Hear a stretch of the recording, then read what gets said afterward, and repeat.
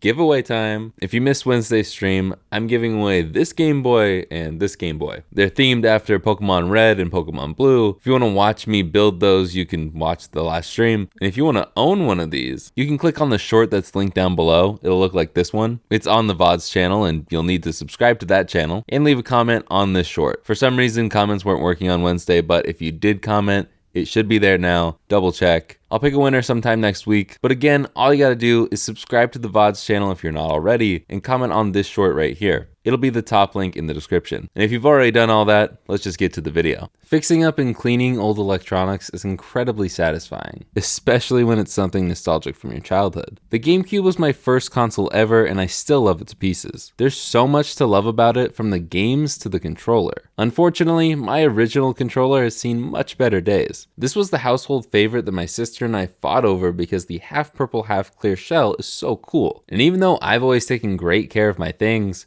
the GameCube's 21 years old now. The sticks are worn, the clear is starting to yellow, and a lot of people have used this controller. So let's go see how disgusting my childhood controller is and see if I can manage to clean it up.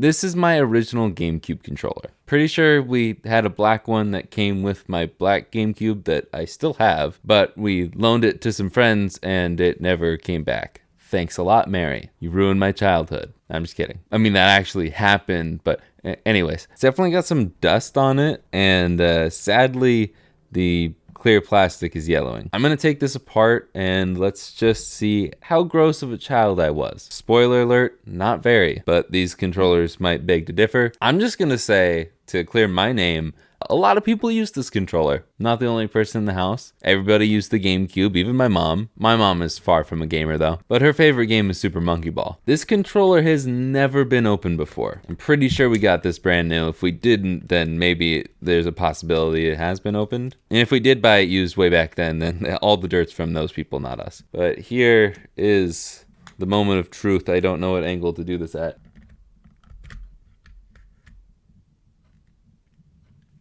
Honestly, not that bad. If you want to know how dirty a controller gets, just look at the edges where the two halves meet. And usually when I clean up controllers, I see this amount of dirt, but just constant around the entire edge. But it's pretty minimal. However, we have a second half, and this second half tells a different story. Definitely more dirt, but still pretty underwhelming for a 21-year-old controller. I don't think there's any inside screws.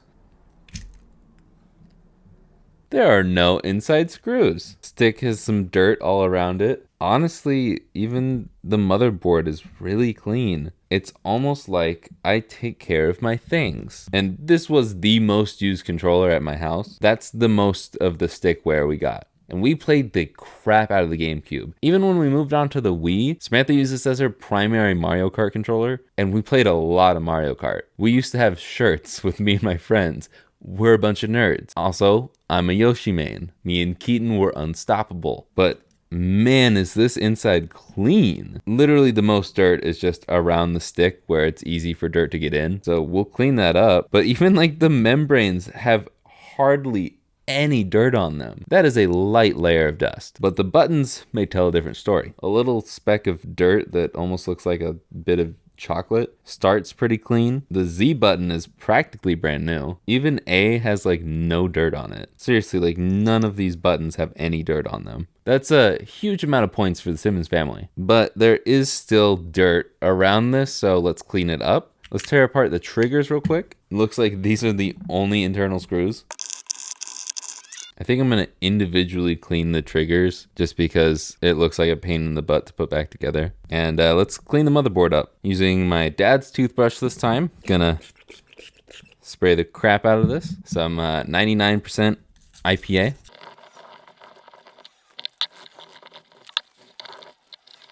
And probably my hottest take is I personally have never experienced any stick drift with any of my controllers, at least. I think you just need to take better care of your controllers.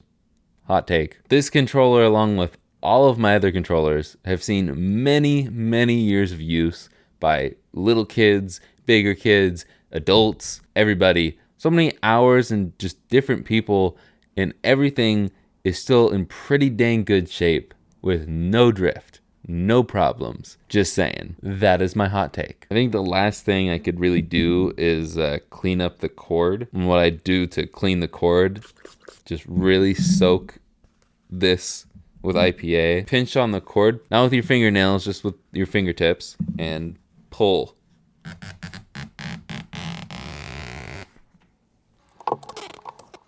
That's just one pass through. You can give it a couple more until you're satisfied. There's the second pass through. That's probably fine. But all these pieces are getting a deep clean. Now I'm going to take the rest of the plastic pieces and soak them in some hot soapy water. Give it a nice long clean. And then we're going to try and de-yellow the clear plastic. I wasn't exactly sure which soap I should use for this, and then it dawned on me. I just dumped a bunch of this in the tub and filled it with hot water. I left the suds in the bucket while I went to town and came back a little past 9. It was only just a matter of time because I didn't really need the scrubbing. I did it anyway, but most of it fell off while it was soaking. After drying everything off, I got out another bucket. This one's wrapped in UV lights and tinfoil for retro brighting. It's gonna help us de-yellow the clear part of the controller. Pour a bunch of hydrogen peroxide in, turn on the LEDs, wait about 24 hours, and boom. Brand new. It actually came out super well. Once I rinsed off all the smelly peroxide, all I had to do was put it back together. I could replace the sticks, but they're still in decent-ish condition, and I still want to keep it all original as long as I can. This turned out so great, I am incredibly happy. I'm genuinely surprised there wasn't more dirt in there. My 360 controllers were disgusting. This controller has to be the most used controller out of all the ones I own, and that was the first time it had ever been opened or cleaned. All I'm saying is the Simmons family is a clean family. I think this would be a super cool series to do in the future for collaborations. I'd have a pretty good time making fun of other YouTubers for how disgusting their controllers are. So leave a like if you want to see that, and comment which YouTubers' controllers you'd like to see inside of. And of course, subscribe so you can actually see the videos when they potentially maybe possibly happen in the future. So like, subscribe, and I will see you guys in the next one. Later, guys.